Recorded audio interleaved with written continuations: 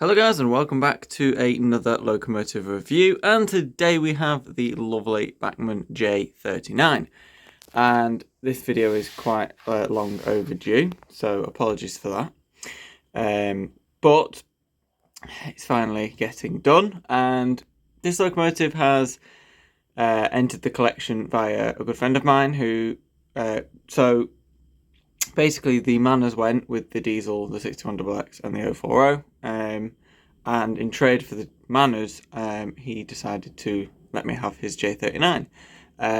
So I'm very pleased with that because it is very lovely. So we're going to do a dead quick review of it today. It's an LNER locomotive as well, so we're starting the year off with an LNER, which is very nice indeed because I do like LNER. And this is a BR livery, which is, I think, perfect for this sort of locomotive. It's very nice indeed. And it's an 060 tender loco, so I think it's my first 060 tender locomotive as well. So the first one ever to join the collection. There will be a couple more going forward. I've got a J36 on order, so that'll make a really nice addition with the J39. So there you go. So we're going to run through the detail first. Well, after I've gone and had a look at the box and accessories like we normally do, and then we'll take a look at the locomotive detail, etc., and then we'll run it and enjoy some running session with it. So let's get to the next bit. So you can see it's an old style Bachmann box, but the loco is actually quite decent in terms of detail and stuff compared to, it's not super basic. It is an old split chassis loco, but it's sort of like a later one, so they're not the crap ones basically. So that's pretty good. So we'll have a look inside, and obviously you can see this lovely picture of J39 on the front, which is not the one that you get in the box. It's usual Bachmann of their sort of era when they just put a random photo and it could have been a different colour. But yeah, we'll get inside the box and have a look at what's in there. So move the box out of the way. So you get your J39 060 locomotive sort of packaging thing, and then on the back you see a sort of diagram of the locomotive.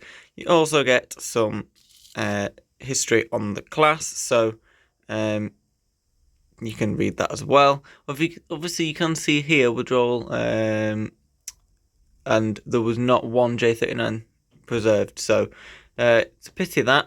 We've got an idea for a running session now, though, actually, about that. Maybe in the future. By the way, this is the 50th locomotive in the collection. We've now got 50 permanent locos that will not be leaving the collection now. Everything that's gone, that was going to go, was gone. So we're in a good point now with the collection. There's 50 permanent locomotives, and we're going to build that up throughout the year or so. So yeah. Anyway, so yeah, that's the information. If you want to read on the class, you've got the Collector's Club, which I think that's a very outdated sheet of paper. Right, now for the fun bit, the exploded diagram. So this shows the locomotive. It's a very, very heavy chassis as well, so it's quite a powerful, weighty locomotive. As you can see, that's on the exploded diagram there for you, and on the back, nothing on there. So it's just nice to keep hold of some of this stuff as well. And that's about if you want to get into Engage, and it's also, it's for Graham Farish and normal Bachmann stuff. So this is just about how to care for the locomotive, etc. Running in all that jazz, which you won't need because it is an slightly older locomotive. To avoid possible loss in transit, your J39 side window glazings is contained in a polyurethane bag stored inside the tray. I don't know where that is. Refer to box, flap drawing, glazing, right, whatever. That's about glazing pieces, which they're not in here, so I don't know. They're probably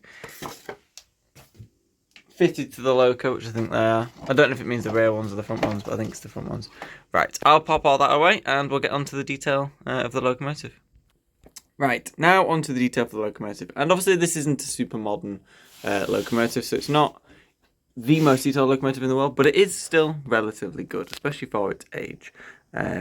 And to be honest, it looks the business as well. I like the proportions of the J39. I think it's a very good looking locomotive. Yeah, it's quite a pretty one. For an 060 as well. Quite a lot of 060 tender locomotives look fantastic there. So like the Dean Goods, for example, I think is beautiful. Then you've got obviously the LMS, we've got the 4F as well, which is really nice. Bachmann one of those would be really nice for the collection. So yeah, there's quite a few, and they do look fantastic. So yeah. Anyway, onto the details. So we'll start from the front. So you do have a pre-fitted vacuum pipe, which actually looks really good, and it's even picked out in a slightly different colour, which is very nice indeed. You've got lamp brackets, which are nicely detailed on the front. Obviously, you've got these, which are the cylinders, inside cylinders, and they're picked out really well. The moulding is really good on that. You've got a smart box dart, which the back part is moulded, but the front part is sort of separately fitted in a sort of way. Lamp bracket at the top. You've got handrails across all the front of the smoke box. You've got 64838 printed beautifully on the front of the smoke box door. You have sprung buffers as well. Who doesn't love sprung buffers? Look at that. Yes. Sprung buffers on an older locomotive as well, so it's nice. And then you have little coupling hook there. Obviously, you don't get any proper realistic couplings because this is an older locomotive and they didn't really provide them back then. But you could put some on there if you had some. So you could genuinely use this realistically on a layout if you wanted to. I'm not that bothered. Loads of moulded detail down the side of the locomotive. So you've got the splashes, or wheel arches basically.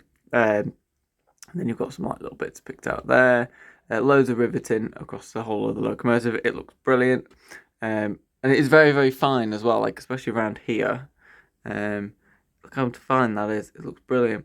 But then you've got handrail all across the top. There's not much of a seam across the top of the boiler. This is when they used to have one at the top. There is a little bit, but it's an older locomotive, so it's fine. But it's not too bad, actually. I've seen some more modern locomotives in videos that have been worse than that. Then you've got metal. Well, they definitely look metal and they have a shine to them, so I think they are. Whistles and safety valves, which look lovely over there. So yeah, it's looking decent. And then you've got all the moulded detail across the bottom here. But it's not the most in the world. I would assume that pipe there is probably a brake or reverser rod, but who knows. You do have this extra little bit of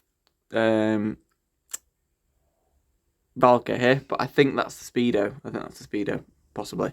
I don't know for sure, but it looks like it is. It's a BR locomotive as well, so it probably will be. More handrails across the side of the cab. You've got 64838 printed really nicely on the side of the cab there. And RA6, which is the route availability, which is really nice. Top of the cab, loads of riveted detail. You've still got some moulded sort of areas around the top as well. You do have the little cab opening thing. It doesn't open though, but that isn't really much of an issue on a slightly older locomotive like this. Glazing is really nice. It's also really flush and looks very realistic. There's the coupling, the safety valves and whistles, which are metal, which are really good. What I'll do is, because the centre comes off, we can get a slightly more realistic look inside the cab. There you go. It's not painted or anything, but there is detail in there, which is really nice. So it's not too bad at all. As you can see, the back of the cab where the tender would connect in real life is detailed really nicely with loads of riveting. You got some sort of area where the crew could sit as well, and sort of like seats potentially. But yeah, loads more handrails as well. You got two there on the cab, and then to the tender, which obviously does have some little bits of red detailing picked out, which is nice. That's where the coal comes out. Loads of detail there, which looks really nice. Pop that back in. Got handrails on the side, which are obviously metal as well, like they are across the whole locomotive. You've got the Betrower's crest. I think this is the late one. This is printed really nicely on the side of the locomotive. You can see it like from a mile away. It's really crisp. It looks fantastic. And then you've got the coal at the top. Don't know why it's white. I'm not sure what the effect of that is. But it sort of gives it a bit of a more realistic sort of look from certain angles, because it sort of looks like it's shiny. But I don't know. Anyway, I don't think that's supposed to be like that. In fact, I think that's removable. That's removable coal on a really old locomotive. Looks like it is. I don't know, actually. I'm not going to pull it just in case it isn't. But then you've got the water tanks and all the other jazz at the back, which obviously need to fill the water up. And then around the back, more handrails, a separately fitted and pre-fitted vacuum pipe, which looks really good. And more handrails, and obviously sprung buffers on the tender as well, which is lovely. So yeah. Oh, and then obviously you've got your detailing across the bottom, which looks really good, and you can see through the tender. And you've got a water trough by the looks of it, and a scooter water trough scoop, and some brake rigging pre-fitted on the bottom of that. So I'll try and keep it as brief as possible. I don't want to go through in depth and it's a half an hour video, because that's just not the style of this channel. But you can probably agree that it's not too bad for an older locomotive. There's quite a bit of detail there. It's probably the most detailed sort of older Bachmann loco I've got, which includes the Lord Nelson and the 4MT for steam, so there are a couple of others. So it's pretty good indeed. We're now going to go to the track, test the slow speed, and give it a bit of a running session after that. So let's do that. So there is the J39 down onto the layout. The lighting's going to be a bit annoying in there because it's very, very sunny outside. So, right, let's get a bit of a slow speed test first. See what this is like. Bear in mind this is an old split chassis locomotive, so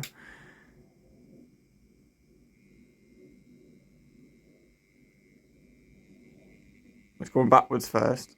To be fair, that's not too bad. That's forwards. You can see it moving. That is actually pretty decent. Quite smooth as well. It's not actually cogging that badly. I don't think it's cogging at all, really. I don't think it'll go slower than that, though. Oh, it will go slightly slower. It cogs when it's slower, though. That's really good. It's very, very smooth and very, very slow.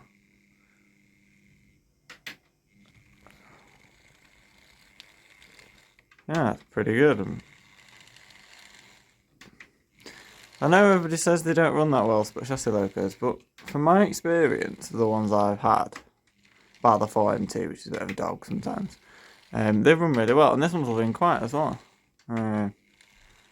Unlike the 4MT, but then the Lord Nelson is quiet and runs really well, so who knows? Right, we're going to hook it up with a very small, short train of box vans, and basically just enjoy it for a little bit.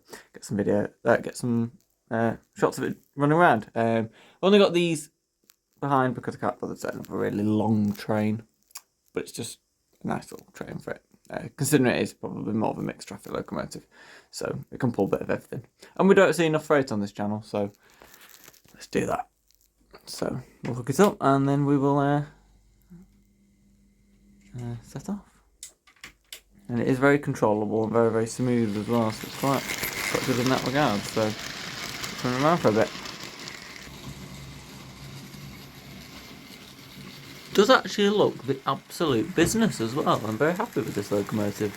Could just do with running around a little bit more often. And to be honest, I think it's going to be a bit of a workhorse. So I think it's a valuable asset to the collection, shall we say. And that's the posh way of saying that, but never mind. Well, yeah, look at it. It looks fantastic. It's running reasonably well. So, albeit this track is being taken up and relayed when the winter scene comes up, because it's still got a Christmas tree up. Oh no, the North LNER gunpowder van has escaped. We've got a disaster. Firstly, the video cut off, and secondly, the J39 is escaping. No, it didn't roll far enough. This should be entertaining, hopefully. This is what YouTube is about, but here we go. Yes.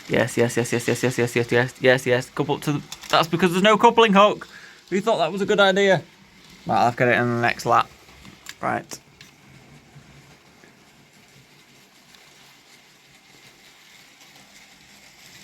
Come on, J39.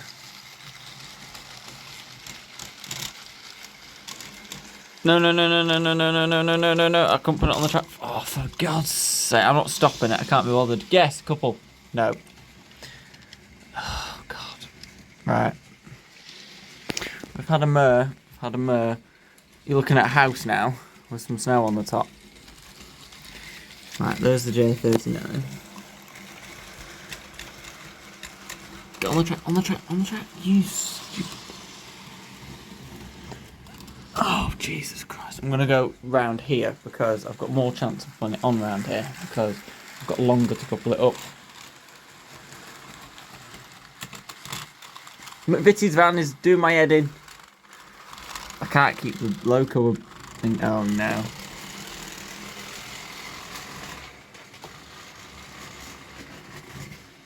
Oh no. Shredded wheat van has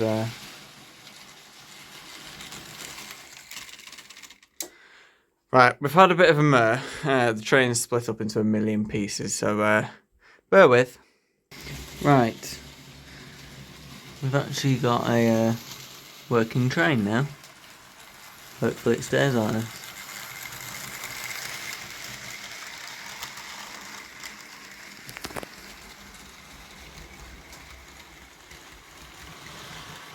That's the tree.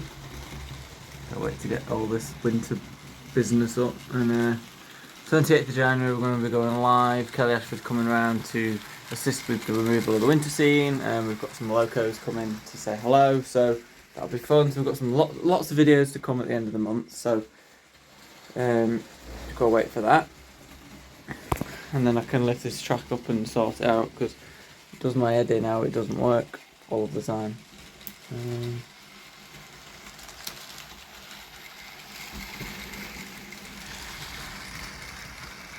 So why is the loco slowing down so much there? It's never. It's all dependent really on where you stand in the conservatory. It's that sensitive. It's so stupid.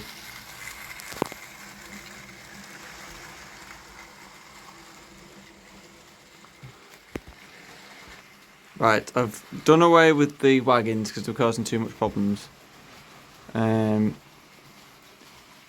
Hopefully, there we go.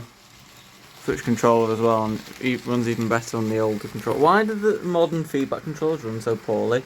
I'm going to be swapping the HM, I think, because it's just not good enough, really. I mean, I've had it a very, very long time, so it's probably showing signs of age a little bit now.